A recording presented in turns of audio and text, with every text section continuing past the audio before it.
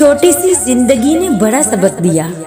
रिश्ता सबसे रखो लेकिन उम्मीद किसी से नहीं। दुख की सख्तियां चेहरे से तो रुखसत हो जाती हैं, लेकिन इंसान के अंदर दाखिल होकर इसके गोशे गोशे को वीरान कर देती हैं। कोई सख्त दिल के साथ पैदा नहीं होता, ये दुनिया वाले हैं जो नरमी छीन लेते हैं। किससे कितनी उम्मीद रखनी है और किससे कितना फासला रखना है, जिंदगी सब सिखा देती है।